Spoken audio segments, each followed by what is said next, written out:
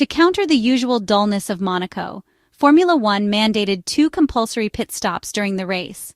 This significantly mixed up the strategies that teams followed throughout the event. With the obligation of a double stop, tire management became less of a priority. Here in Monaco, where degradation is low, we witnessed a faster-paced race. Both McLaren and Ferrari cars chose to start on the yellow tire. In hindsight, Charles Leclerc could have attempted the red compound, though it was believed it would be too tricky to manage on track. The softest compound did offer a 70-centimeter advantage in the launch phase. Despite this, Charles Leclerc got off to a great start, but Lando Norris held his ground with a late braking move on the edge. Early on, there was an immediate virtual safety car due to Gabriel Bortoleto's crash into the barriers. None of the front-runners responded to it, except Yuki Tsunoda, who switched to the hard tire for a long middle stint. The main reason no one else pitted was that the virtual safety car came too early, and no one wanted to risk losing multiple positions. Even with the new double-stop rule, track position remains too valuable. Up front, Lando Norris set the pace, with only Charles Leclerc able to match it. Oscar Piastri struggled more with car balance and was slow enough to be under threat from Max Verstappen, who was on the hard compound. The Monegasque driver asked over the radio what they wanted him to do. They informed him they would follow Plan B to mirror Lando Norris. Ferrari decided to entirely cover Norris's race strategy. The so-called Plan A wasn't necessarily about compound choice, but was aimed at closely matching McLaren's every move to mark Norris. Fernando Alonso was the first of the lead group to stop, prompting a reaction from Lewis Hamilton. The Spaniard switched to a second set of hards, and Ferrari feared the undercut, which had already proven effective. Hamilton boxed for hards, and Norris followed soon after, a risky move since he was leading the field. Usually, the leader pits last to take advantage of any on-track events. This handed the lead to Charles Leclerc, who now, with clean air, could attempt an overcut, extending his stint a few laps to build a gap big enough to pit and rejoin ahead of Lando Norris. Oscar Piastri also boxed for hards. The hard compound was widely used as it allowed long stints but was slower to warm up. The front tires especially took several laps to reach optimal temperature, unlike the rears, which warmed quicker. The hard also showed excessive graining, mainly because the front tires stayed cooler. Charles Leclerc pitted 2 laps after Lando Norris but failed to close the necessary gap. He actually lost 1.5 seconds compared to the situation before the stop. As expected, Max Verstappen stayed out. Red Bull aimed to stretch the first hard stint to exploit any virtual safety car or safety car opportunities. The Dutchman was managing to hold the gap to the McLarens and Charles Leclerc's Ferrari SF25. Under normal conditions, though, they couldn't make up places. The goal was to stay out as long as possible, maintaining a gap that would allow pitting without dropping behind Lewis Hamilton. Max Verstappen eventually stopped on lap 28 for mediums. The Briton from Ferrari was the last of the leading group. That gave him enough margin over Fernando Alonso to make a free pit stop. With the Spaniard's retirement, the margin grew further. However, stopping would have effectively gifted a stop to Max Verstappen ahead of him, opening the pit window for Oscar Piastri, then Charles Leclerc, and finally, Lando Norris.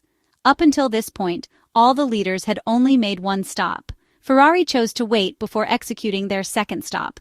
Meanwhile, Max Verstappen was pushing to build a gap over Hamilton and secure a free stop of his own.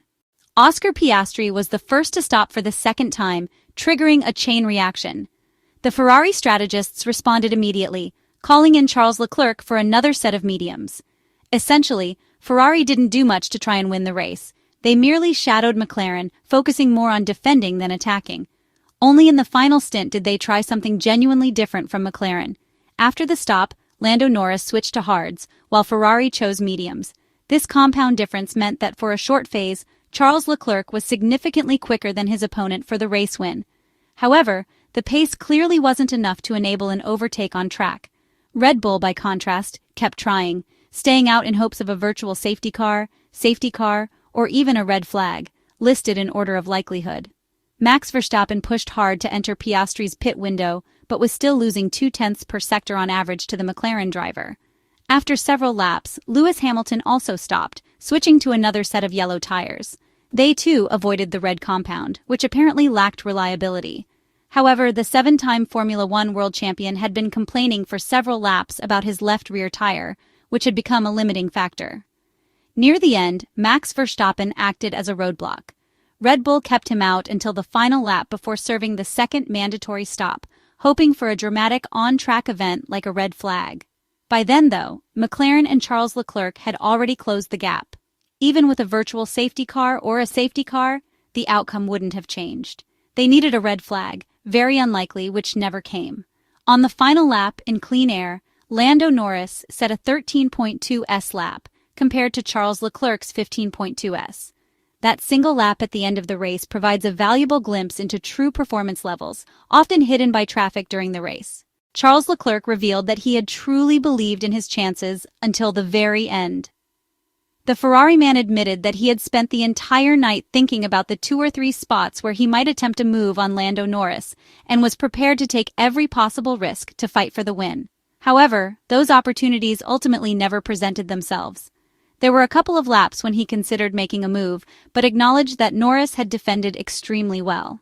In the end, Charles Leclerc had to come to terms with the reality that success in the Monaco Grand Prix is built on the performance from the qualifying session on Saturday, something he was well aware of. While he could not say he was satisfied with finishing second, he admitted that, all things considered, the result exceeded Ferrari's expectations for the Monte Carlo weekend and should be seen as a positive.